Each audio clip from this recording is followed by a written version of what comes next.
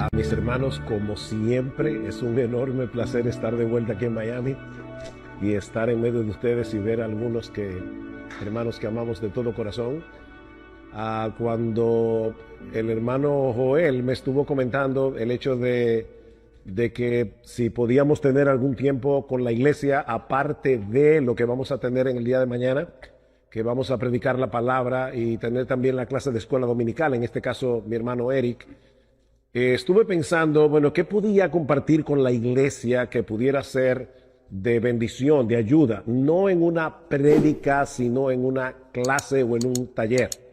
Eso quiere decir que yo no voy a estar aquí todo el tiempo hablando solo. Ustedes van a tener que ayudarme. Yo hago una diferencia muy marcada entre lo que es dar una clase y lo que es predicar. De hecho, creo que uno de los grandes problemas, y es una de mis grandes preocupaciones en la iglesia en el día de hoy, es que a veces escucho a alguien desde el púlpito y me pregunto, ¿estará predicando o estará dando una charla bíblica? Porque yo creo que no son la misma cosa. Así que mis hermanos, yo espero que ustedes puedan interactuar conmigo, que hayan traído sus Biblias, porque vamos a estar haciendo tareas. No se pongan nerviosos, pero vamos a estar haciendo algunas tareas para que esto realmente pueda ser de provecho. Hace unos años, mi esposa y yo estuvimos en Colombia, es uno de los países de Sudamérica donde vamos más a menudo, y estábamos en Bogotá, e íbamos a ir hacia Villavicencio, queda a unas horas de Bogotá, y la persona que nos invitó quería que mi esposa y yo tuviéramos un vislumbre del paisaje tan hermoso que hay entre Bogotá y Villavicencio. El problema es que nos llevaron en una van y esa van pasaba por varios lugares donde habían precipicios. Recuerdo que en varias ocasiones pasamos túneles y teníamos que encontrarnos con de esos camiones tanques y teníamos que... La van se pegaba de la pared del túnel para que el camión tanque pudiera pasar. Bueno, gracias al Señor que nosotros estamos seguros de la salvación, porque más de una vez de verdad nosotros pensamos que íbamos a perder la vida en ese viaje. El punto es que si alguien me preguntaba en Bogotá, ¿para dónde yo voy? Bueno, vamos para Villavicencio. En un momento dado nos paramos en un restaurante a comer una comida típica. Si alguien me hubiera preguntado en ese restaurante, ¿para dónde ustedes van? Bueno, voy para Villavicencio. La van varias veces tuvo que hacer curvas, tuvo que tomar para aquí, para allá, pero el viaje tenía un final. El viaje era Villavicencio. Lo que yo quiero probarles en esta tarde o en esta noche es que la Biblia es como un viaje. Y no importa si tú tomas el viaje al principio, si tú tomas el viaje en el medio, si tú tomas el viaje casi hasta el final, el destino siempre es el mismo. Y el destino se llama Jesucristo. Eso es tan sencillo como eso. La Biblia es un viaje y el destino de ese viaje es Jesús. Un erudito llamado Christopher Wright dice lo siguiente.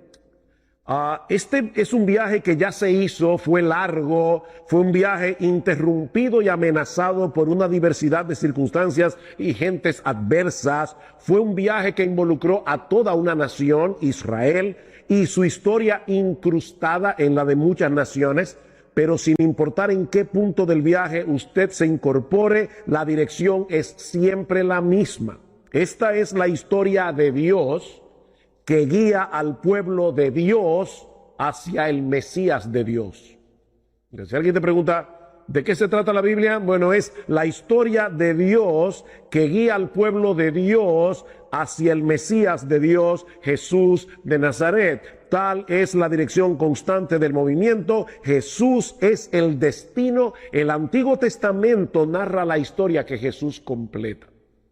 Y para probar esto, yo quisiera, por favor, que ustedes vayan ahora en su Biblia. Vamos a comenzar a hacer ahora el ejercicio. Primera de Pedro, capítulo 1, versículos 10 al 12. Primera de Pedro, capítulo 1, versículo 10 al 12. ¿Alguien pudiera leer bien en voz alta ese texto? ya sea la Reina Valera, que es la reina de las versiones, o la Biblia de las Américas. Si puede leerlo con una voz potente. Los profetas que profetizaron de la gracia destinada a vosotros, inquirieron y diligentemente indagaron acerca de esta salvación, escudriñando qué persona y qué tiempo indicaba el Espíritu de Cristo que estaba en ellos, el cual anunciaba de antemano los sufrimientos de Cristo y las glorias que vendrían tras ellos. Ok, Pedro está diciendo aquí al menos 5 cosas acerca del Mesías, comenzando por la más simple, que el Mesías habría de venir. Primero, que el Mesías, ¿ustedes ven esta letra o tengo que escribir más grande? El Mesías habría de venir. Ok, ¿qué otra cosa dice el texto acerca del Mesías? Fue profetizada la venida del Mesías. Bien, pero ¿qué fue profetizado? Sí, fue profetizado, eso es lo que está diciendo. Los profetas profetizaron que el Mesías habría de venir. ¿Qué más? En segundo lugar, que el Mesías habría de sufrir. Bien, ¿qué más? Que luego del sufrimiento el Mesías sería glorificado. Glorificado. Las glorias que vendrían tras ello. En cuarto lugar, déjenme darles esta pista, que tenía que ser en ese orden. O sea, primero el sufrimiento, luego la gloria. Hay algunos creyentes que lo quieren al revés. No, si nosotros seguimos a Jesús, ese es el plan, ese es el camino. Hay que primero pasar por la cruz antes de llegar a la gloria. Y finalmente, Pedro nos dice que las cosas que los profetas profetizaron, ¿para quiénes eran? Eran para nosotros.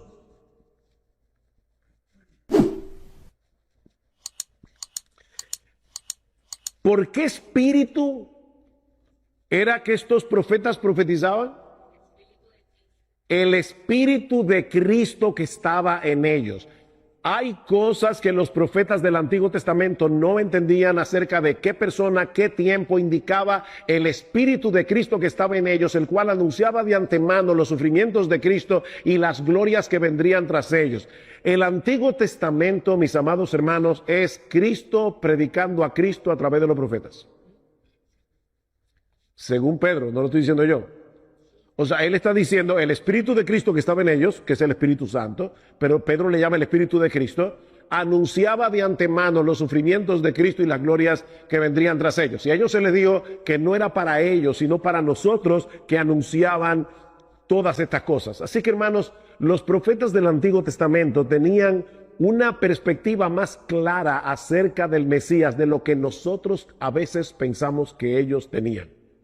Evidentemente ellos no lo sabían todo porque no tenían el Nuevo Testamento, no tenían la historia completa, pero nosotros sí tenemos la historia completa. Y dice que ellos escudriñaban para ver qué persona y qué tiempo indicaba el Espíritu de Cristo que estaba en ellos. De manera que cuando nosotros leemos la Escritura, no importa que estemos en Génesis, Levítico, Número, Deuteronomio, no importa qué libro, nosotros tenemos que recordar que el Antiguo Testamento es un viaje y que el destino de ese viaje es Jesús. Yo les voy a enseñar hoy algunas estrategias para que puedan interpretar correctamente la Escritura, para que no forcen el significado del texto y quieran ver a Jesús donde Jesús no está.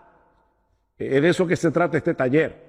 Pero ahora déjenme probarles con otros textos de las Escrituras que ciertamente Cristo es el tema primordial de la palabra de Dios. Lucas capítulo 24. Lucas capítulo 24. ¿Ustedes recuerdan esos dos discípulos que iban camino a Emaús? Ellos estaban, ¿verdad?, contentos, felices, alegres. ¿Cómo estaban esos dos discípulos? Estaban tristes. ¿Por qué estaban tristes? Porque ellos creían que Jesús era el que iba a redimir a Israel. ¿Y qué fue lo que hizo Jesús 3 días antes en la cruz? Redimió a su pueblo. Pero como ellos no entendían bien las escrituras, ellos pensaban que eso había sido un fracaso. Y ellos decían, bueno, nosotros creíamos que era Jesús el que iba a redimir a Israel. ¿Y qué les dice Cristo en el versículo 25? Oh, insensatos y tardos de corazón para creer todo lo que yo les había dicho. Eso es lo que dice el texto. Oh, pero pregunta, ¿y Jesús no les había dicho que él iba a sufrir, que él iba a ser entregado, que él iba a morir, que él iba a resucitar? ¿Se lo dijo o no se lo dijo? Se los dijo. Sin embargo, es interesante que Cristo no les dice, oh insensatos y tardos de corazón para creerme todo lo que yo les había dicho. Jesús, el Hijo de Dios, guió a los apóstoles o a estos discípulos de Maús a que miraran la Escritura. Y les dice, no era necesario que el Cristo padeciera estas cosas y que luego entrara en su gloria, y comenzando desde ¿quién? Desde Moisés y siguiendo por todos los profetas, les declaraba en todas las escrituras lo que de él decían. Cristo está diciendo, toda la Biblia, todo el Antiguo Testamento es acerca de mí. Esa noche Jesús se le aparece a los discípulos. ¿Y qué dice en el versículo 45 de Lucas 24? ¿Qué dice allí? Les abrió el entendimiento para que comprendiesen las escrituras. Cristo le dio la llave que abre el significado de las escrituras. ¿Y qué fue? ¿Cuál fue esa llave? Versículo 46.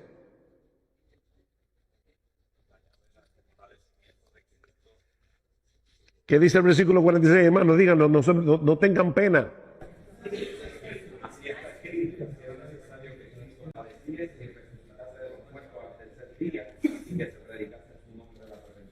Así está escrito. ¿A dónde está escrito? Está escrito obviamente en el Antiguo Testamento, porque el Nuevo Testamento no estaba todavía revelado. Y dice, ahí está la clave para que ustedes puedan entender las Escrituras. Juan capítulo 5, versículo 39. Ese ni lo busquen, porque ustedes deben saber solo de memoria. Escudriñad las Escrituras, porque a vosotros os parece que en ellas tenéis la vida eterna. ¿Y qué? Y ellas son las que dan testimonio de mí. O sea, ¿cómo puede ser posible que ustedes digan atesorar las Escrituras, que ustedes digan que tienen la Escritura en alta estima y sin embargo no me creen a mí? Cuando la Biblia de quien habla es de mí. Y luego dice más abajo, si ustedes le creyeran a Moisés, porque ellos decían, nosotros somos seguidores de Moisés, la verdad. Pero que ustedes le creyeran a Moisés, me creían a mí, porque fue de mí que escribió él. Él escribió acerca de mí. Otro texto. Segunda Timoteo capítulo 3, versículo 14. Pablo está hablando allí de los falsos maestros y le dice a Timoteo, Timoteo, tú perteneces a otra clase de maestros. O sea, los falsos maestros son hombres que están usando la Biblia, están usando los púlpitos para su propio provecho. Miren, mis hermanos, si usted tiene una iglesia, si hay alguien aquí que no pertenece a esta iglesia, si usted tiene una iglesia donde el pastor está todo el tiempo hablando de dinero y tratando de sacarte tu dinero para que tú siembres y coseches, sal huyendo de ahí porque te están engañando. Y Pablo hace un dibujo, Pablo hace un perfil de lo que es un falso maestro. Son personas egoístas, son personas que viven para sí mismos, que usan la palabra de Dios como fuente de ganancia. Pero tú, Timoteo, persiste en lo que has aprendido y te persuadiste, sabiendo de quién has aprendido y que desde la niñez has sabido las sagradas escrituras. ¿Qué escrituras? ¿La del Antiguo Testamento o la del Nuevo Testamento? ¿Y cómo lo sabemos? Porque cuando Timoteo era un niño, el Nuevo Testamento no estaba escrito. Desde la niñez tú has sabido las Sagradas Escrituras. ¿Y cuál es el propósito de las Sagradas Escrituras? Las cuales te pueden hacer sabios para la salvación por la fe que es en Cristo Jesús, Señor nuestro. Toda la Escritura es para llevarnos a la salvación por la fe en Cristo Jesús. Y ahí que Pablo dice, toda la Escritura es inspirada por Dios y útil para enseñar, para redarguir, para corregir, para instruir en justicia, a fin de que el hombre de Dios sea perfecto, enteramente preparado para toda buena obra. Hermanos, ¿cuál es el tema, el gran tema de las Escrituras? El gran tema de las Escrituras es Cristo. Ahora, ¿cómo yo puedo leer las Escrituras de tal manera que yo pueda ver a Cristo en la palabra de Dios sin torcer el significado del texto bíblico? Hermanos, no metan a Cristo donde Cristo no está. Nosotros tenemos que leer la Biblia con los ojos puestos en Jesús, pero tenemos que interpretarla correctamente para ver a Cristo donde Cristo realmente está. Y eso en lo que va a resultar es salvación para el que no conoce a Cristo y madurez y santificación para aquel que sí lo conoce. Hermanos, nosotros no podemos crecer en santidad, no podemos madurar espiritualmente a menos que derivemos de la Escritura el conocimiento de Cristo. ¿Qué dice Pedro en su segunda carta? ¿Cómo termina? Antes bien, creced en la gracia y en el conocimiento del Señor Jesucristo. Tenemos que crecer en el conocimiento del Señor Jesucristo. Ok, ¿cómo hacemos eso? Bueno, en primer lugar, observa tu pasaje con atención. Hermanos, la Biblia es un libro especial porque es un libro inspirado por Dios. Pero al mismo tiempo es un libro como cualquier otro libro, en el sentido de que tiene una gramática y tú tienes que poner atención a la gramática, tienes que poner atención a lo que el pasaje te está diciendo para tú poder extraer la bendición del pasaje. Yo quiero ahora que ustedes vayan conmigo a 2 Timoteo capítulo 1, versículo 8. Me van a excusar mis hermanos, pero yo he estado estos días luchando con mi garganta.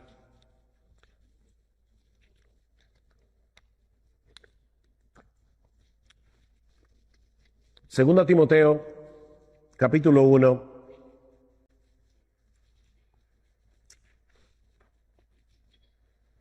versículo 3. Doy gracias a Dios, al cual sirvo desde mis mayores con limpia conciencia, de que sin cesar me acuerdo de ti en mis oraciones noche y día. Uno lee ese texto y uno dice, bueno, ¿cómo yo puedo conectar ese texto, verdad, con el Evangelio de Cristo? Bueno, no parece una conexión muy evidente, ¿verdad? Pablo está diciendo que él sirve desde mis mayores. ¿Qué significa eso? Sus antepasados, con una limpia conciencia. O sea, Pablo no estaba torciendo la Escritura, Pablo no estaba violando la Escritura porque él estaba sirviendo con una limpia conciencia.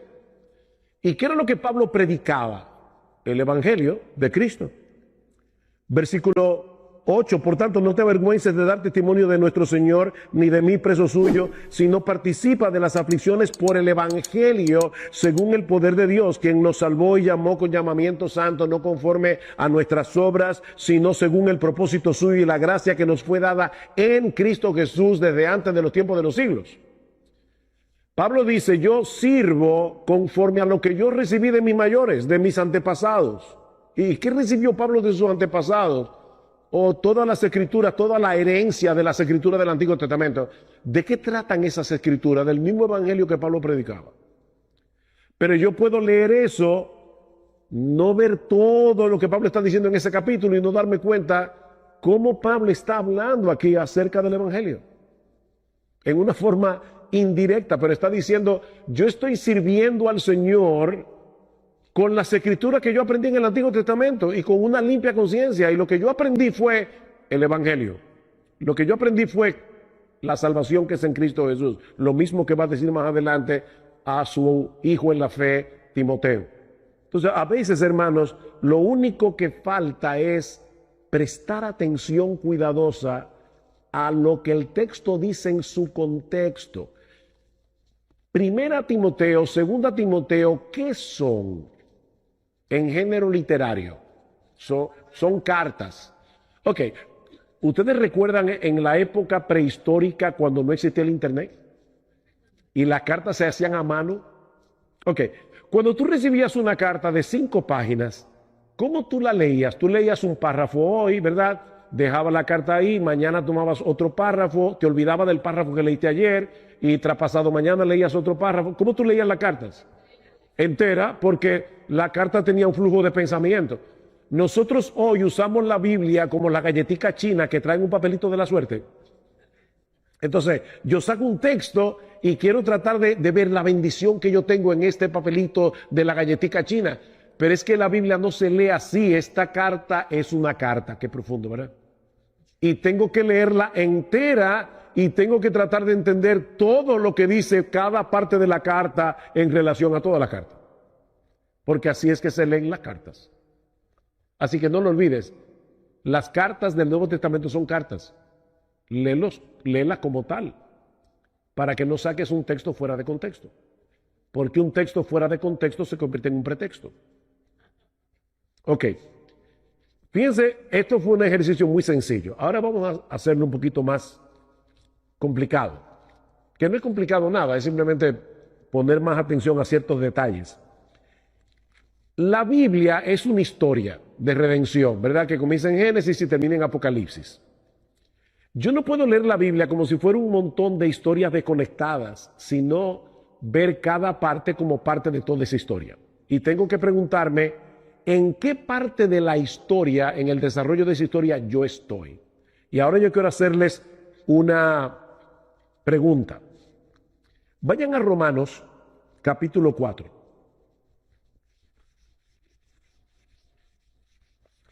Y vamos a ver cómo Pablo tomaba muy en cuenta el tiempo en que ocurrían las cosas dentro de esa gran historia. Recuerden que esto es una historia y esa historia nos lleva a un punto que tiene que ver con Cristo. Romanos capítulo 4, versículos 9 al 12. Dice Pablo allí, Pablo está tratando de demostrar que la bienaventuranza de la salvación es solo para los judíos o también para los gentiles. ¿Quiénes son los gentiles? Todos los que no son judíos.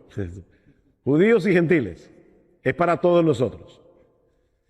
Para demostrar eso, Pablo dice,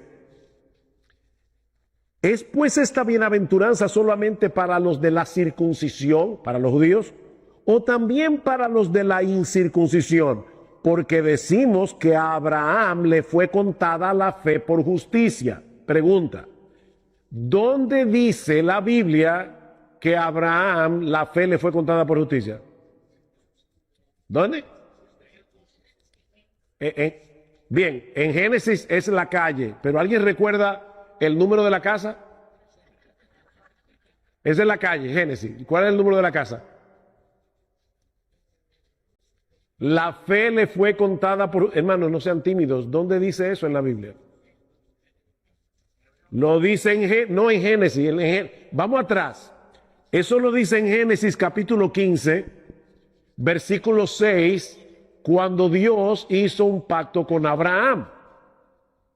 Y ahora Pablo está preguntando, cuando Dios le dijo a Abraham que su fe le va a ser contada por justicia, ¿Abraham estaba circuncidado o era un pagano incircunciso? Cuando Dios le dio a Abraham la señal de la circuncisión, que fue la señal del pacto que Dios hizo con Abraham, ¿en qué capítulo del Génesis?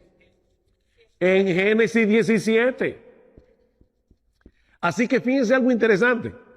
Cuando Dios justificó a Abraham, Abraham era un pagano incircunciso, no era judío. Porque él recibió la circuncisión en el capítulo 17. Y Pablo saca de ese recuento histórico, por el tiempo en que pasaron las cosas, una lección. Y la lección es la fe, entonces, no solamente para los judíos. La salvación no es solamente para los judíos, es también para los gentiles.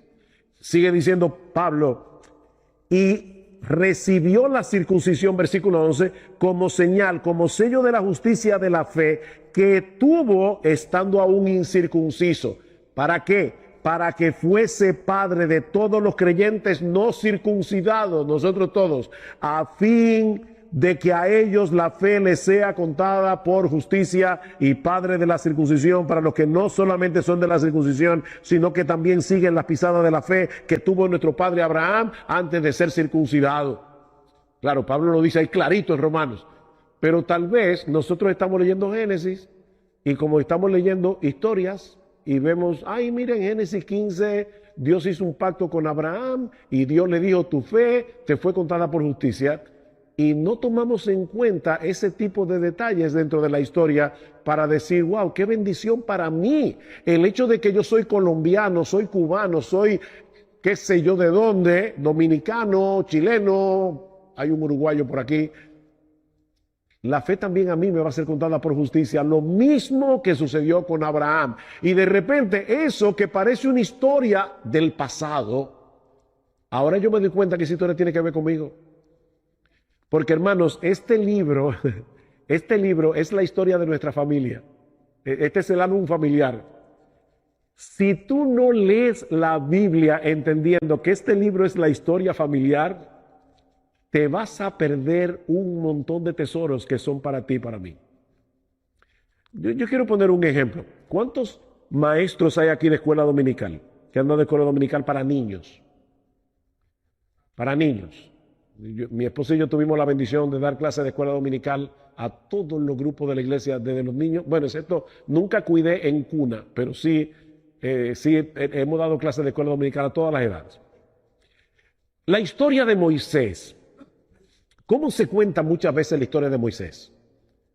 Bueno, fíjense cómo Dios cuida a los niños, ¿verdad? Porque Moisés, Faraón quería matar a todos los niños y sin embargo la mamá lo puso en una canastica, lo puso en el río, y cómo esa canastica fue hasta donde estaba la hija de Faraón.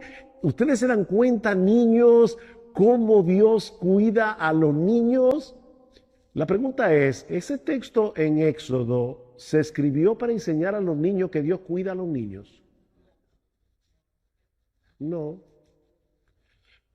Porque un día te vas a encontrar con un niño avispado que te va a decir, maestro, ¿y qué pasó con todos los otros niños que Faraón sí mató? Porque hubo un montón de niños que murieron en ese holocausto y Dios preservó a Moisés. ¿Por qué preservó a Moisés? Porque él iba a ser el líder que iba a liberar esa nación de la cual iba a nacer Jesús. Si Faraón hubiera cumplido su deseo de exterminar a Israel, nosotros nunca hubiéramos tenido un Mesías. Sin embargo, cuando estamos leyendo la historia de Moisés, estamos leyendo mi historia, porque es la historia de ese pueblo a través del cual iba a venir mi Mesías que me salvó muriendo por mí en una cruz. Entonces estamos leyendo la Biblia y ya yo voy de Éxodo 2 a mi Señor Jesucristo, porque tiene que ver. Porque recuerden, mis hermanos, esto es un viaje y Jesús es el destino. Lo que yo tengo que saber es cómo yo llego, como decía Spurgeon. Spurgeon le decía a un joven que le preguntó que qué le había parecido su mensaje, y dice, no me gustó para nada.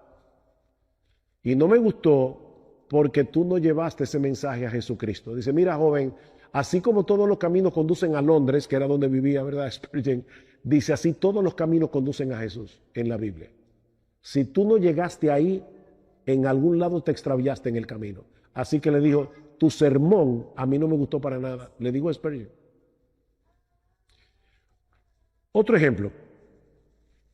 Considera cómo Jesús cumple las profecías del Antiguo Testamento. Yo les pido que por favor vayan al Salmo 16. Ustedes conocen ese salmo porque es un salmo favorito de muchísimos creyentes.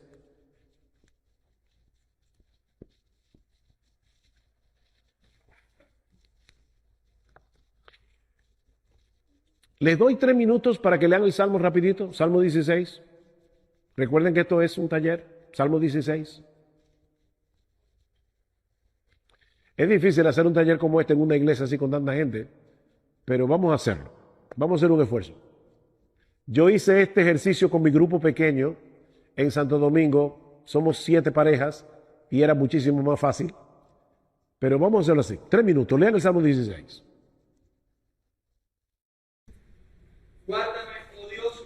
porque en ti he confiado. Oh alma mía, dijiste a Jehová, tú eres mi Señor, no hay para mí bien fuera de ti.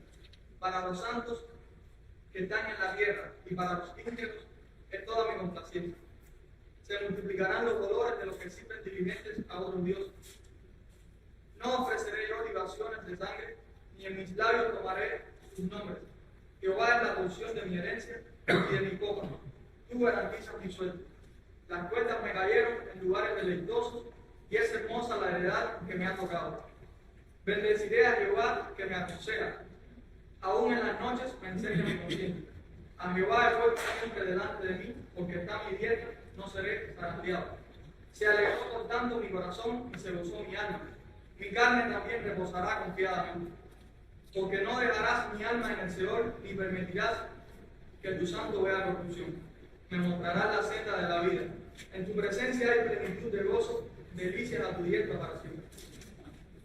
Vamos a suponer que te tocó en tu devocional leer el Salmo 16. Dime rápidamente, ¿qué bendiciones tú sacas de ese salmo? Aunque sea una. Salvación. Salvación. ¿A dónde tú lo ves en el salmo? El alma no queda hablando de Cristo, pero como nosotros morimos en Cristo. Entonces, habla también de nosotros, de la resurrección nuestra. Bueno, dice el hermano que eso habla de nuestra resurrección, porque dice, no dejarás a tu santo en el Hades, ni tu santo verá corrupción. ¿Qué otra bendición podemos sacar del salmo? Que Dios guarda a su pueblo. Que no hay bien fuera de, no hay bien fuera de Dios. No hay bien fuera de Dios. Ese salmo nos libra de la idolatría, porque está diciendo, óyeme, no hay bien fuera del Señor. De verdad, por más que tú aprecies algo en este mundo, no hay bien fuera de Dios. ¿Qué más? El Señor es la porción de mi herencia y de mi copa. Eso es como cuando los levitas estaban repartiendo la tierra. Él está diciendo, wow, cuando estamos repartiendo la tierra, a mí me tocó Jehová. Y es hermosa la heredad que me ha tocado. ¿Qué más? La suerte no es mía, es de Dios. ¿Cómo fue? La suerte no es casualidad, que depende de él. Tú sustentas mi suerte, mi vida está en las manos del Señor. Tienen todas las bendiciones que podemos sacar de ese salmo.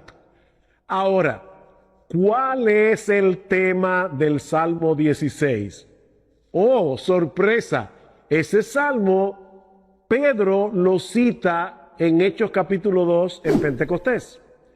Y escuchen cómo Pedro interpreta el Salmo 16, porque esa es una interpretación inspirada por el Espíritu Santo. Así que aquí no hay equivocación. Varones hermanos, Hechos 2:29, se os puede decir libremente del patriarca David que murió y fue sepultado y su sepulcro está con nosotros hasta el día de hoy. Pero siendo profeta y sabiendo que con juramento Dios le había jurado que de su descendencia en cuanto a la carne levantaría al Cristo para que se sentase en su trono, viéndolo antes habló de la resurrección de Cristo, que su alma no fue dejada en el Hades ni su carne vio corrupción. Pedro dice, el Salmo 16 sí es una bendición para nosotros porque estamos en Cristo, pero de quien habla este salmo es de Cristo. Y oigan lo interesante de esto. Pedro está diciendo, ¿saben qué? Los israelitas debieron haber interpretado correctamente ese salmo. ¿Por qué? Porque ese salmo lo escribió David y David está diciendo, no dejarás mi alma en el Hades ni permitirás que tu santo vea corrupción. Pregunta, ¿David murió y se lo comieron los gusanos? Sí. Porque David es Cristo es el descendiente de David en quien se cumple el pacto que Dios hizo con David de que siempre se sentaría en su trono alguien como él. Entonces, cuando David está hablando aquí, está hablando en nombre del Señor, en nombre de Cristo. Recuerden, primera de Pedro, el Espíritu de Cristo que estaba en ellos anunciaba de antemano los sufrimientos de Cristo y la gloria que vendían tras ellos. Si el Mesías iba a morir, si el Mesías iba a resucitar, es porque iba a morir. Los sufrimientos de Cristo y la gloria que vendían tras ellos. David murió y su cuerpo se corrompió. Entonces, ¿dejó Dios de cumplir su promesa? No, la cumplió en Cristo. Y Pedro está diciendo, esa gran promesa de las Escrituras se cumple en el Señor Jesucristo. Y el hermano dijo ahorita, nosotros vamos a resucitar porque estamos unidos a Cristo. Y eso es verdad. Pero este salmo habla primariamente de Jesús. Sin embargo, nosotros muchas veces pasamos por ese salmo y todavía teniendo en Hechos 2 la interpretación correcta del salmo, como quiera no vemos a Cristo allí. Ustedes ven cómo nosotros tenemos que estar leyendo el Nuevo Testamento y aprendiendo cómo leer el Antiguo. ¿Alguno de ustedes vio la película? Es una película. Estoy con sonido todavía, porque. ¿Qué quiere decir eso, Tellito? Eso es a lo cubano, yo no entiendo eso. ¿Cómo que se está procesando? Julito. Pastor, ¿algún pasaje del Antiguo Testamento que no sea explicado en el Nuevo Testamento? De esa manera nosotros podemos asumir que está hablando también de Jesús. Cuidado, yo tengo que tener muy claro Julito está preguntando si yo tengo un pasaje del Antiguo Testamento que no explica tan claramente en el Nuevo que está hablando de Jesús. Yo tengo que tener cuidado con eso para no malinterpretar, pero yo voy a seguir hablando de cosas que podemos ver para que interpretemos correctamente esos pasajes que no tengo en el Nuevo Testamento una interpretación apropiada del Antiguo. Pero mis hermanos, yo quiero que ustedes vean y noten cuántas profecías del Antiguo Testamento ya el Nuevo nos las revela y nos dice que tiene que ver con Cristo. Pero nosotros lo pasamos por alto. Yo les iba a preguntar, yo sé que tuve una película que se dio hace algunos años atrás, pero ¿cuántos de ustedes vieron la película Sexto Sentido? ¿No se acuerdan de esa película? ¿Solamente 4 gente la vio? ¿O tienen temor? ¿Cuántos vieron la película Sexto? Levanten la mano, por favor, levanten la mano los que vieron. Ok. Yo tengo otra pregunta para ustedes. ¿A cuántos de ustedes el director los engañó? ¿A cuántos? No te pregunto, levanta la mano que no vas a parecer un tonto porque a todos nos engañó. Ok.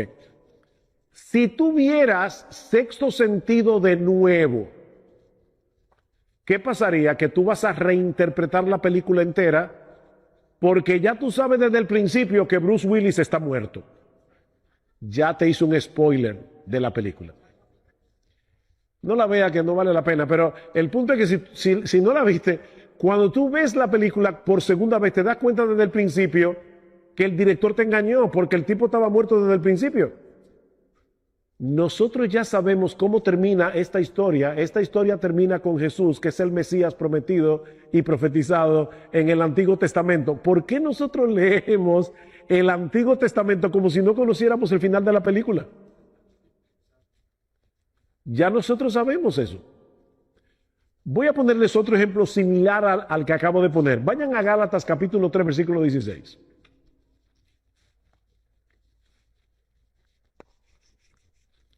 Este sí quiero, por favor, que alguien lo pueda leer en voz alta. Ahora bien, a Abraham fueron hechas las promesas y a su simiente. No dice y a las simientes, como si hablase de muchos, sino como de uno, y a tu simiente, la cual es Cristo. Ok, este texto es impresionante. Hay promesas que Dios le dio a Abraham y a su descendencia en plural. Pero en Génesis 17, la promesa fue dada a Abraham, dice Pablo, y lo dice así el texto en Génesis, y a su descendiente. Por lo tanto, Pablo está diciendo, la promesa fue hecha a este hombre y a no dice a sus simientes, como si hablase de muchos, sino y a su simiente, la cual es Cristo. Bien, ¿y qué dice al final de Gálatas 3, a partir del versículo 27? Porque todos los que habéis sido bautizados en Cristo, habéis revestido en Cristo, ya no hay judío, ni griego, no hay esclavo, ni libre, no hay varón, ni mujer, porque todos vosotros sois uno en Cristo, y si vosotros sois de Cristo, entonces sois descendencia de Abraham y herederos de la promesa. Resulta que la promesa que Dios le hizo a Abraham, y hoy día hay un montón de creyentes que tienen una fijación con la nación de Israel sin tomar en cuenta que Cristo es el Israel de Dios. Él es el descendiente de Abraham en quien se cumplen todas las promesas. Y como tú y yo, no importa si tú eres dominicano, chileno, uruguayo, colombiano, cubano, estamos en Cristo, ¿qué somos ahora? ¿Qué dice Gálatas? No lo digo yo. ¿Qué dice Gálatas al final? Descendientes de Abraham y herederos de la promesa.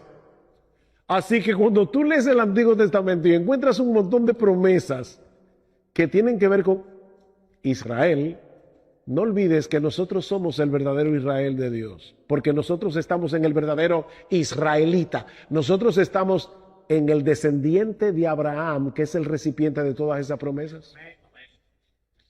Y eso me permite beneficiarme del Antiguo Testamento, porque vuelvo y repito, cuando yo leo el Antiguo Testamento estoy leyendo mi historia familiar.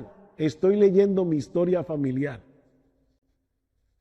¿Alguna pregunta de lo que hemos visto hasta aquí?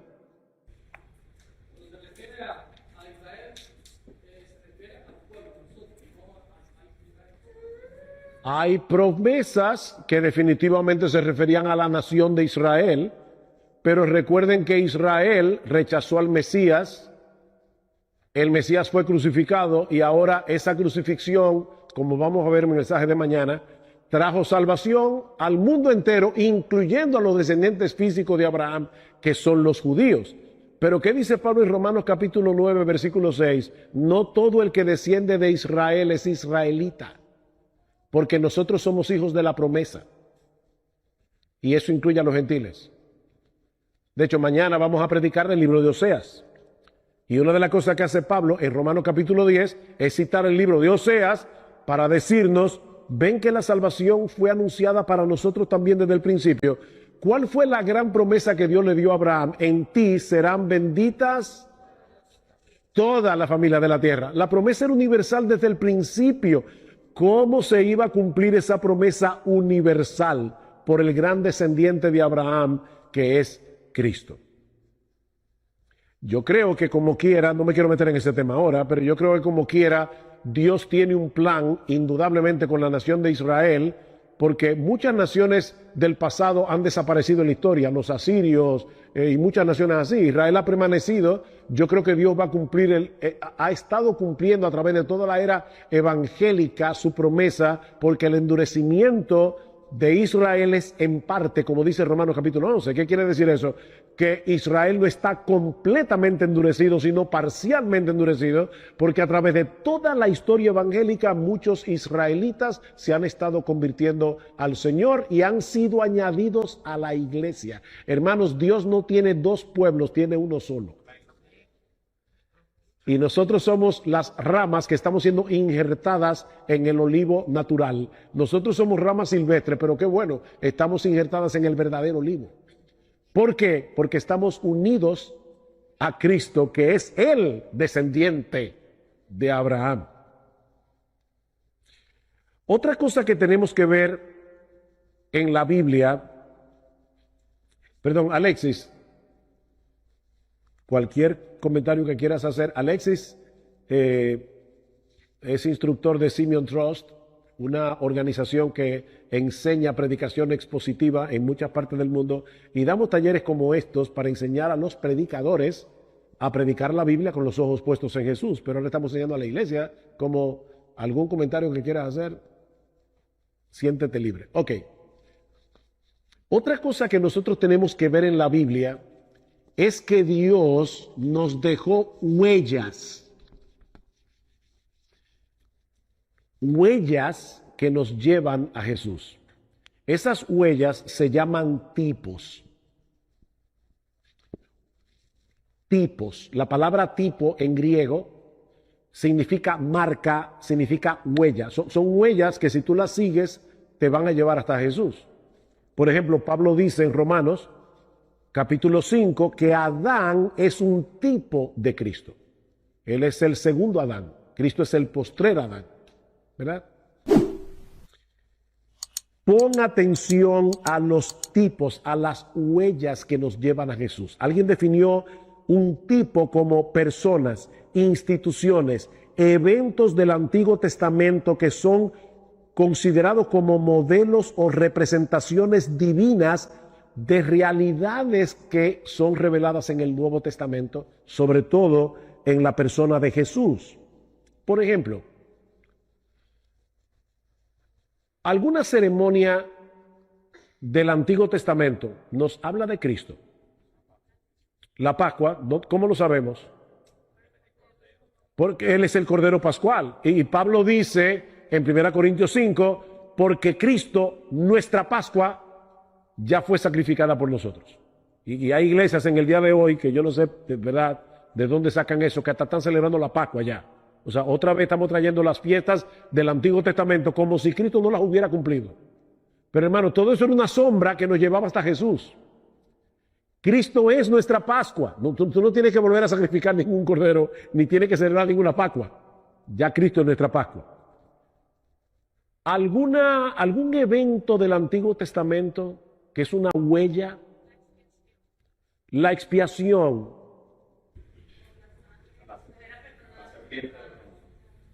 Pero tomando todos los sacrificios del Antiguo Testamento, ¿qué prefiguraban? El sacrificio de Cristo en la cruz del Calvario. Por eso es que ya nosotros no seguimos sacrificando, porque ya Cristo se sacrificó una sola vez y para siempre. Él es el Cordero de Dios que quita el pecado del mundo. Ricardo mencionó la serpiente de bronce. Ese es un caso interesante. ¿Dónde aparece la serpiente de bronce en el Antiguo Testamento? Números 21. ¿Qué pasó en esa escena? ¿Por qué? ¿De dónde salió la serpiente de bronce? Fue un remedio que le dio Dios a Moisés para que miraran al símbolo. Porque el pueblo había pecado. ¿Recuerdan? El pueblo había pecado diciéndole a Dios, tú nos sacaste al desierto para matarnos de hambre, y Dios mandó como castigo serpientes que mordían al pueblo, y tan pronto una serpiente mordía a un israelita, moría ahí en el desierto. Pero entonces Dios provee un remedio, y el remedio era, le dijo a Moisés, Moisés, levanta en un asta una serpiente de bronce. ¿Y qué pasaba con esa serpiente? Todo el que miraba. Ok, ese remedio era preventivo. O sea, si yo miraba la serpiente de bronce, ¿no era mordido por la serpiente real? No era preventivo, era curativo. O sea, que ya yo tenía el veneno de la serpiente corriéndome por las venas cuando yo tenía que hacer ese acto de fe de mirar a esa serpiente, y era sanado. Si nosotros leemos ese pasaje del Antiguo Testamento y no conocemos el Nuevo, decimos, wow, qué historia más interesante. Fíjate cómo estos israelitas, cuando eran mordidos por la serpiente, veían una serpiente de bronce, miraban y eran sanados. Pero luego llego al Nuevo Testamento y me encuentro con Jesús hablando con Nicodemo en el capítulo 3 de Juan, y diciéndole, y así como Moisés levantó la serpiente en el desierto, así es necesario que el Hijo del Hombre sea levantado, para que todo aquel que en él cree no se pierda, mas tenga vida eterna, porque de tal manera amó Dios al mundo, etc. Cristo mismo está diciendo, yo soy esa serpiente de bronce. Y es exactamente igual. O sea, ya nosotros estamos mordidos por el pecado. O sea, ya el veneno está circulando por nuestro cuerpo. No es preventivo, es curativo. Ya estamos enfermos de muerte y tenemos que mirar a Jesús. Pero a ustedes no les parece algo extraño en esa figura que Dios usó para señalar a Jesús? Una serpiente. ¿Y por qué Dios no le dijo a Moisés, Moisés, hazte un cordero de bronce? Era como más apropiado, ¿verdad? Porque Cristo es el Cordero de Dios. ¿Por qué escoger una serpiente? ¿Por qué? Estás al lado de la respuesta. Pero Él se hizo ¿qué por nosotros? Maldición. Hermanos, la serpiente fue maldita en el huerto del Edén. tenía que ser una serpiente porque Cristo fue hecho maldición por nosotros. Y es impresionante pensar que nuestro Salvador, nuestro Señor, puro, santo, sin mancha, fuera hecho maldición para que nosotros podamos ser bendecidos. Era la única manera que dice Gálatas capítulo 3, versículo 10, que Cristo fue hecho maldición por nosotros. Gálatas 3, 10. Entonces fíjense cómo esta serpiente del Antiguo Testamento es un tipo, es una huella que me habla de Jesús. Maldito todo el que es colgado en un madero. Que de hecho es el texto que Pablo cita en Gálatas, capítulo 3. Cristo fue hecho maldición por nosotros, como está escrito, maldito todo aquel que es colgado en un madero. ¿Podía Cristo morir decapitado de un balazo, con una espada? No, tenía que ser en un madero. ¿Para qué? Para que fuera maldito y nosotros pudiéramos ser benditos.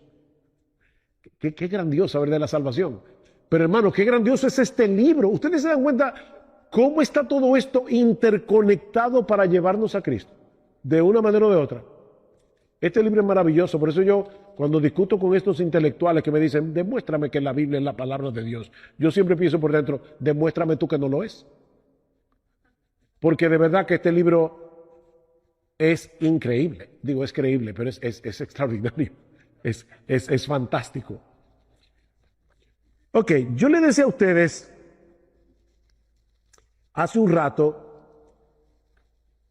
que nosotros debemos leer la historia del Antiguo Testamento recordando que es un viaje que me lleva hacia Jesús. En ese sentido, Cristo no solamente es un tipo, sino también una respuesta.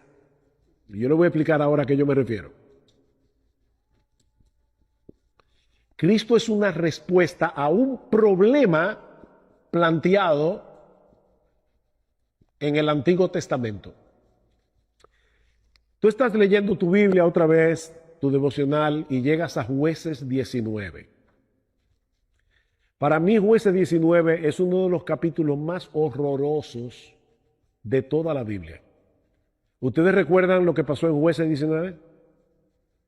Que un levita, su concubina fue violada y la concubina muere, y que hace, la pica en 12 pedazos y le manda un pedazo a cada tribu de Israel. Y tú estás leyendo tu Biblia en tu devocional y tú dices, Señor, ¿y qué bendición yo saco de este pasaje? Óyeme, es un pasaje horroroso. ¿Dónde está Cristo en Jueces 19? Bueno, déjame ver, son 12 pedazos, los 12 apóstoles. No. Eso, así como alguna gente lee la Biblia, eso es espiritualizar con la Escritura. No hagan eso, hermano, no hagan eso. Esos 12 pedazos no tienen nada que ver con los 12 apóstoles.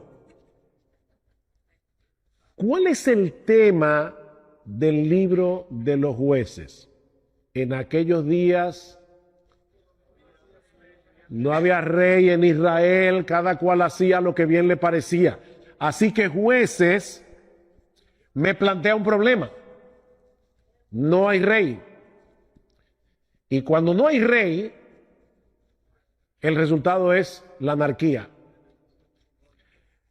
El libro de Jueces en nuestras Biblias está antes del libro de Ruth, ¿verdad? Pero no en la Biblia hebrea. En la Biblia hebrea, Ruth está mucho después. En la Biblia hebrea, el libro de Jueces está antes de Primera de Samuel y de Segunda de Samuel, que por cierto, en la Biblia hebrea es un solo libro, que se dividió en dos en nuestra Biblia en español. Pero Samuel es un solo libro. ¿Y de qué trata Samuel? De la instauración de la monarquía. Entonces, Jueces me plantea un problema. Y el problema es, no hay rey en Israel y cada cual hace lo que bien le parece.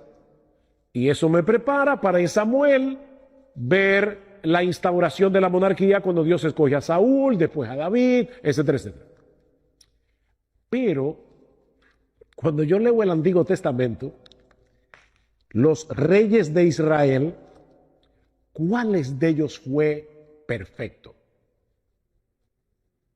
Ninguno. Tú cogías lo mejorcito, David, Josías, pero eran reyes imperfectos. Entonces, Jueces me está planteando un problema. Si no hay rey que gobierne el corazón, el hombre se desenfrena. Nosotros necesitamos un rey. Pero ¿quién es ese rey? No es Saúl. David. Óyeme, cuando yo leo en la Biblia todo lo que hizo David con Betsabé, con Urías, no, David no es. Salomón, peor. Entonces, ¿quién es ese rey? Ese rey se llama Jesús. El problema que el libro de Jueces está ahí, no es para contarnos una historia sobre Sansón. Sansón era un muchacho, entonces nosotros le cantamos a los niños, porque pensamos que le sacamos un montón de historia a la Biblia, pero ese libro está para plantearme un problema del cual Jesús es la solución. Yo tengo que esperar todo el Antiguo Testamento para llegar al rey que ahora gobierna mi corazón y que entonces me permite vivir para la gloria de Dios y haciendo la voluntad de Dios, no perfectamente, pero sí sinceramente. Jesús es el rey que nosotros necesitamos. Ustedes se dan cuenta, hermanos, cómo tantas cosas que se pueden sacar de la Biblia cuando nosotros tenemos presente a Cristo. Es como, el otro día estaba leyendo el libro de Isaías y me tocó uno de esos capítulos donde se habla de la ira de Dios sobre el pecado. Hoy día la gente no quiere oír hablar de la ira de Dios. No, mi Dios es amor. Oye, déjame decirte algo. Mira, si Dios no tuviera ira y no tuviera justicia, no entenderíamos su amor. Porque la ira de Dios, la justicia de Dios es el telón de fondo que hace brillar en todo su esplendor el amor de Dios. De paso, sin ira no hay amor. O sea, cuando una persona te dice, yo no puedo entender cómo es eso de que Dios tiene ira, respóndele, es que si no tuviera ira tampoco pudiera amar. Imagínate que tú estás hablando con alguien y dice, yo amo a los niños. Óyeme, ¿y a ti no te molesta que los niños sean abusados, maltratados? No, porque yo soy todo amor, a mí no me molesta, entonces tú no amas a los niños. Si a ti no te indigna que un niño sea maltratado, tú no amas a los niños. Sin ira no hay amor. Entonces yo estoy leyendo este capítulo de Isaías, donde todo es ira, perdón, no era Isaías, era Sofonías. Ira, todo el libro. Pero cuando yo pienso, wow, la ira de Dios es terrible. O sea, la Biblia dice, horrenda cosa es caer en las manos del Dios vivo. Pero ¿saben de qué me habla eso a mí? De la cruz del Calvario, porque mi Señor Jesucristo es el hoyo negro del universo que absorbe toda la ira de Dios para que Dios no me trate a mí con ira. Él sufrió todo el castigo que yo merecía por mis pecados. De manera que cuando yo estoy leyendo en la Biblia sobre esos juicios de Dios, claro que yo pienso, wow, qué terrible el impío, lo que le espera al impío. Yo no puedo obviar eso, porque eso es una realidad. Pero ahora yo como creyente, como alguien que ya fui salvo por gracia, solo por Cristo, solo por medio de la fe, yo digo, wow, mi Señor Jesucristo sufrió esa ira, se la bebió entera la copa de la ira de Dios en la cruz del Calvario. Y de repente un libro que habla muchísimo de la ira de Dios se convierte en una tremenda bendición para mí. Porque yo estoy leyendo la Biblia con los ojos puestos en Jesús. Hasta aquí alguna pregunta. Ya estoy casi terminando. ¿Qué tiempo que yo tengo?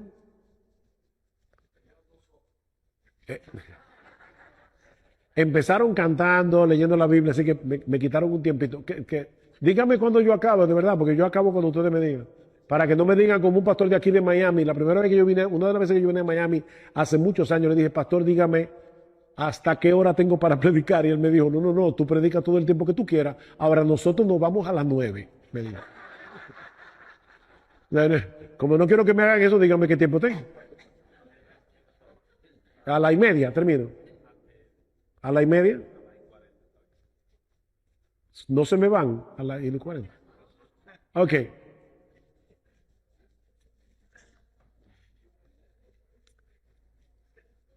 ¿Alguna pregunta de lo que hemos visto hasta aquí?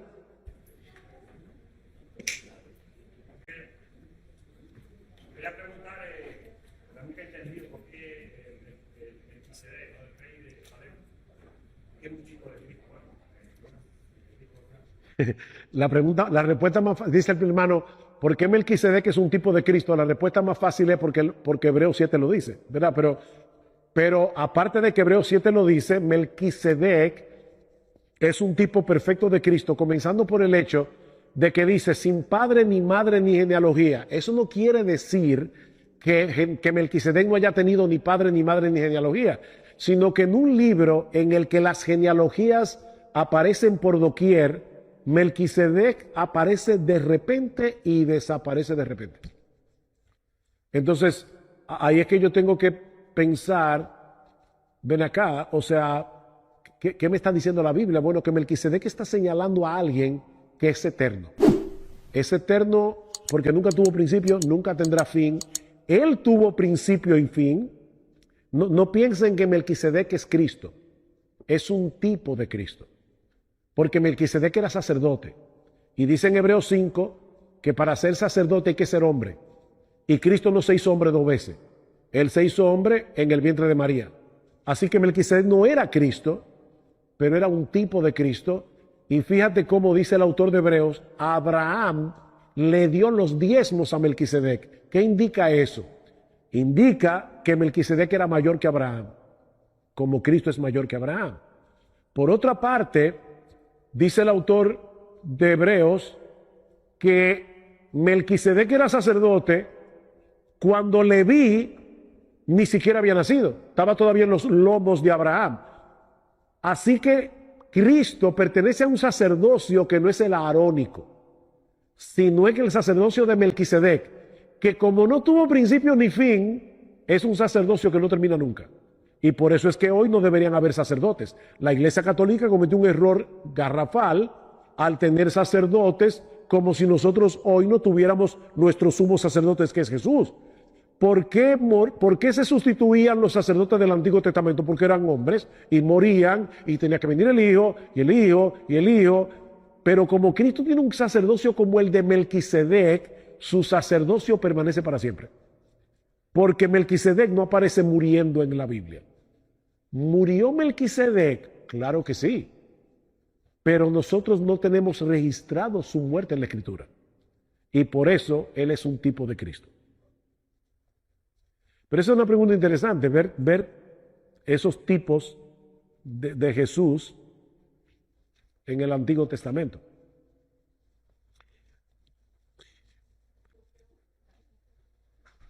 Hablando de perdón, Jesús vino a perdonar los pecados del mundo y murió por nosotros, limpiándonos el pecado, por la salvación nuestra. Hoy en día, ¿cómo se aplica ese perdón? Si yo hoy me muero, yo muero perdonado por todas esas cosas malas que he cometido. ¿Por qué? Porque yo ya he sido perdonada desde que Cristo derramó la sangre por todos. Eso aplica hoy en día en estas épocas modernas y para la gente que no cree en Cristo, como un budista, como un maometano, etc. ¿Qué pasaría con esa gente? Con ellos y en el mundo actual. Van al infierno. Van al infierno. Nadie se va a salvar sin haberse arrepentido de sus pecados y creer en Jesús. Nadie.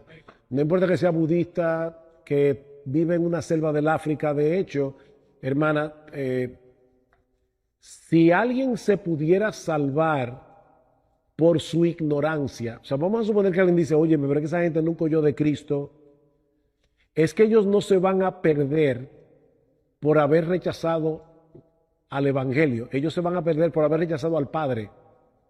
Eso es lo que dice Romanos 1. La ira de Dios se manifiesta desde el cielo contra toda impiedad e injusticia de los hombres que detienen con injusticia la verdad. Porque lo que de Dios se conoce les es manifiesto, Dios se lo manifestó, su eterno poder y deidad se hacen claramente visibles por medio de las cosas hechas, de modo que no tienen excusa. El hombre conoce a Dios, pero habiendo conocido a Dios, no le glorificaron como a Dios ni le dieron gracias. Fíjate que ahí no aparece Cristo por ninguna parte. O sea, no es por rechazar a Cristo que el hombre se pierde. Es porque la creación le habla de la existencia de Dios y el hombre ha decidido sustituir a Dios por ídolos. Cristo nos salva ya estando condenados por haber rechazado a Dios el Padre. Ahora, hay personas que dicen, bueno, pero esa gente que nunca ha oído el Evangelio, ¿cómo se van a perder?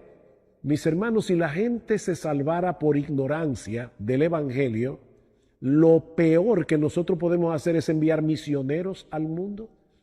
Porque si enviamos misioneros que prediquen el Evangelio, nos estamos arriesgando a que escuchen el Evangelio y lo rechacen. Si ellos se van a salvar en su ignorancia, mejor dejémoslos así. Pero hay una urgencia, hermanos, hay una urgencia. Y óyeme bien, no hay que ir al África. Aquí en Estados Unidos hay un montón de personas que van camino al infierno porque no conocen a Jesús.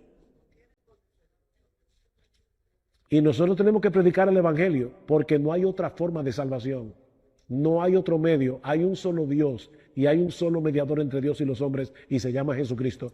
Fuera de Él no hay salvación para nadie. Así que hay urgencia, hermanos, de predicar el Evangelio. Hay urgencia de predicar el Evangelio. Por esa razón. Yo me acuerdo al doctor Sproul, R.C. Sproul, que una vez le preguntaron, óyeme, ¿qué pasa con esos inocentes de África que mueren sin Cristo? Y Sproul respondió muy sabiamente, no hay ningún problema porque Dios no va a condenar a los inocentes. Si hay inocentes en África, no hay problema. La pregunta es, ¿hay inocentes en África? Y la respuesta es no. No hay inocentes en ninguna parte. Todos somos pecadores. Inocente muere, inocente muere, inocentemente peca, inocentemente se condena. Bueno, dice la Biblia, los que sin ley han pecado, sin ley también perecerán. No se salvarán, perecerán. Hermano. No, es otro tema, ¿no? Es acerca de eso. Es acerca de la persona de José, la historia de José. José no se cita en el Nuevo Testamento como un tipo de Cristo. Sin embargo, vemos muchas cosas en la vida de José que señalan a Cristo, varón de dolores, experimentado en quebranto, traicionado, vendido, sufrido y puesto en gloria. Se pudiera... Yo creo que sí que José es un tipo de Cristo, aunque el Nuevo Testamento no lo señale directamente. Pero hay un patrón en la vida de José que es muy similar al patrón de la vida de Jesús, indudablemente. ¿Por qué Moisés?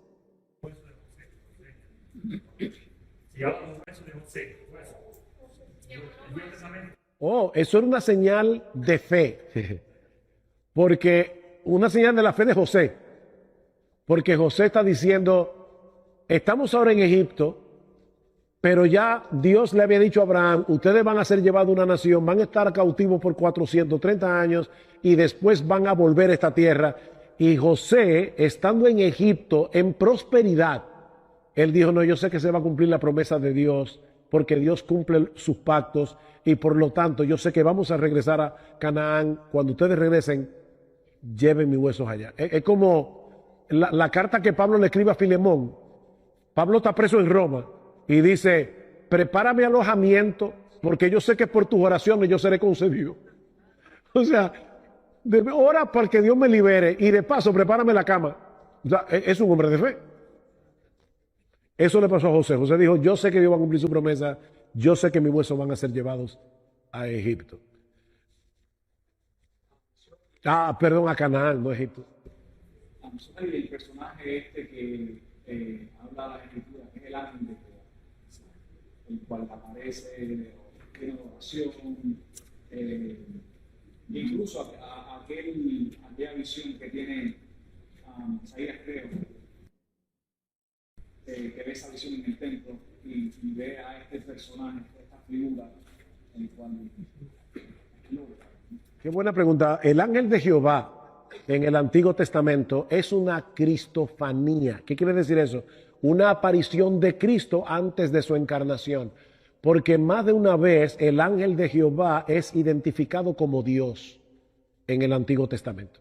Y es adorado, como hizo Manoah, el papá de Sansón. O sea que Agar, cuando ve al ángel de Jehová, dijo, le puso al pozo el Dios que me ve, porque Dios me vio. O sea, es obvio que el ángel de Jehová es indudablemente una cristofanía, una aparición de Jesús no encarnado, porque Jesús, recuerden, se encarnó una sola vez en el vientre de María. Jesús no se encarnó en el Antiguo Testamento, pero aparece en el Antiguo Testamento. Y el hermano citó aquí un texto interesante, y con esto ya sí voy a terminar, porque me faltan unos minuticos, no quiero cansarnos, y es Isaías capítulo 6. Vamos a terminar con este texto, que es un buen texto para concluir, porque es un texto glorioso. En el año que murió el rey Usías, vi yo al Señor sentado sobre un trono alto y sublime. Pregunta, ¿a quién vio Isaías? ¿A quién vio Isaías? ¿Quién es el Señor? ¿Es el Padre? ¿Es el Hijo? ¿Es el Espíritu Santo? ¿A quién vio Isaías? Bueno, es interesante en el texto que Isaías escucha una conversación entre las personas de la Trinidad, porque dice en el versículo 8, después oí la voz del Señor en singular que decía, ¿a quién enviaré? Recuerden que yo les decía que la Biblia se lee como cualquier otro libro, tomando en cuenta los verbos, las conexiones. Ok, enviaré. ¿Eso es plural o singular? Singular. ¿A quién enviaré y quién irá por nosotros? Por fin, ¿quién está hablando aquí? ¿Es una persona o más de una persona? ¿A quién enviaré y quién irá por nosotros? Isaías le dice, heme aquí, Señor, envíame a mí. Y entonces ahí comienza una profecía, dile a este pueblo, oíd bien y no entendáis, ved por ciertos, mas no comprendáis, etcétera, etcétera. Es obvio que Dios el Padre tiene que estar en Isaías 6. Claro que sí, eso lo reconoce todo el mundo. Pero cuando vamos a Juan capítulo 12,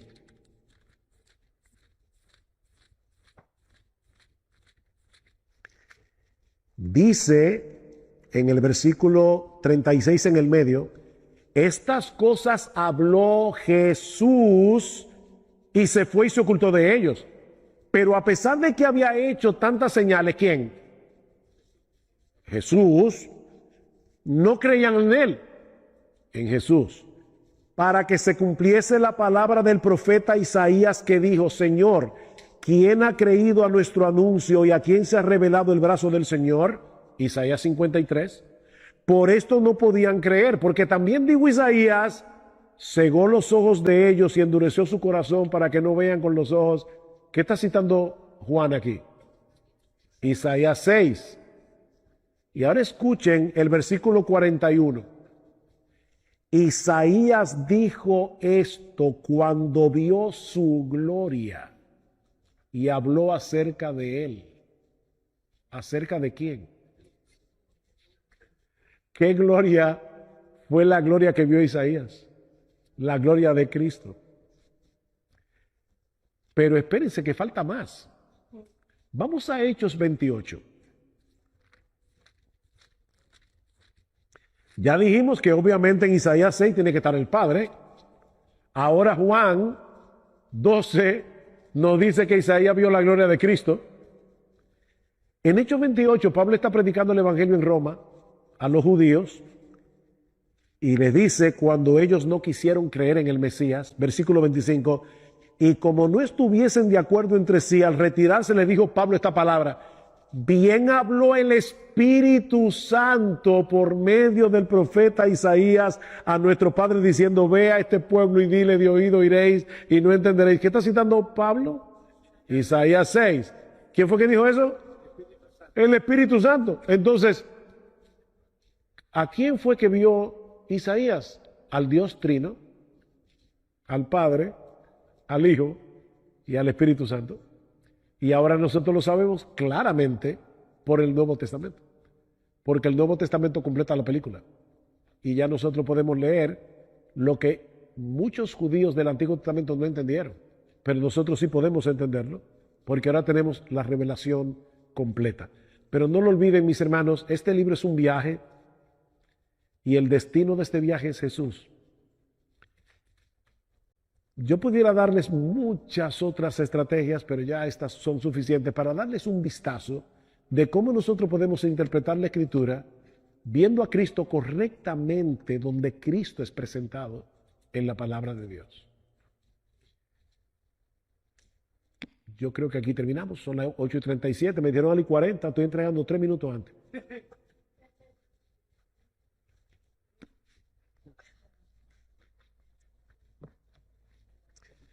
Oh, me faltó una sola cosita, perdón, que no puedo dejar de decir.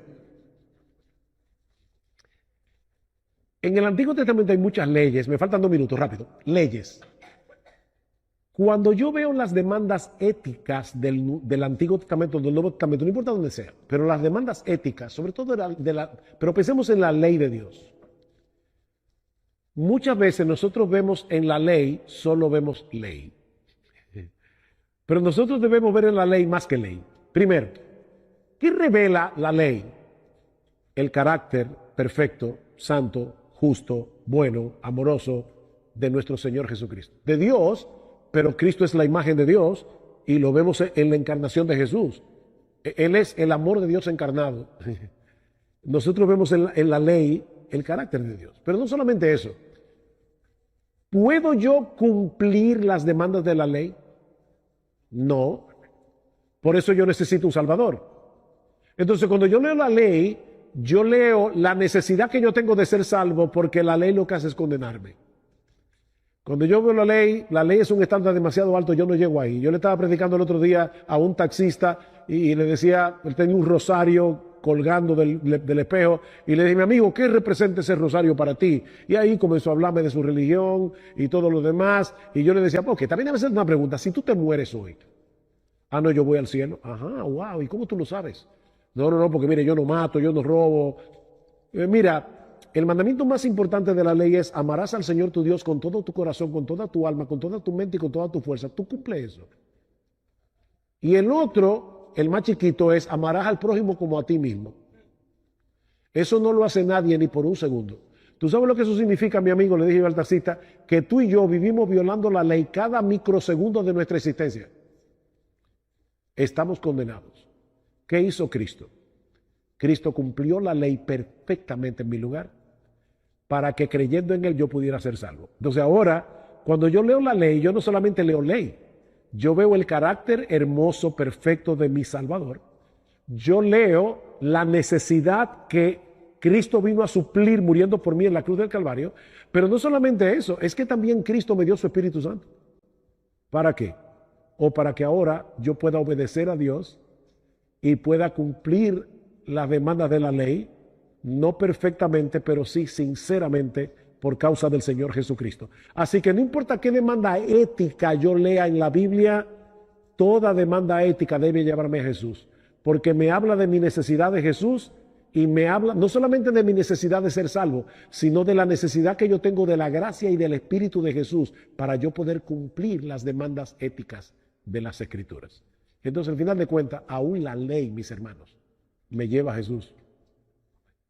No quería dejar de decir eso por lo que les decía hace un momento. Hay personas que cuando ven la ley, de hecho aborrecen la ley, cuando la Biblia dice en Romanos capítulo 7 que la ley es santa, justa y buena. No aborrezcas la ley, aborrece tu pecado que no te deja cumplir la ley. Porque la ley es santa, justa y buena. Nosotros somos los que no somos buenos. O como decía un escritor, la ley es un buen capitán, pero la carne es un mal soldado. Ese es el problema. El problema no está en la ley, el problema está en ti y en mí. Por eso es que Pablo dice que nosotros somos esclavos en la ley al pecado. Somos esclavos del pecado, no de la ley. Pero la ley, como somos esclavos del pecado, solo nos condena. La ley ni salva ni santifica. Es Cristo el que salva y es Cristo el que santifica por su gracia. Pero cuando me santifica, ¿para qué lo hace? Para que yo pueda cumplir la ley. Ya, era el último punto. Ahora sí.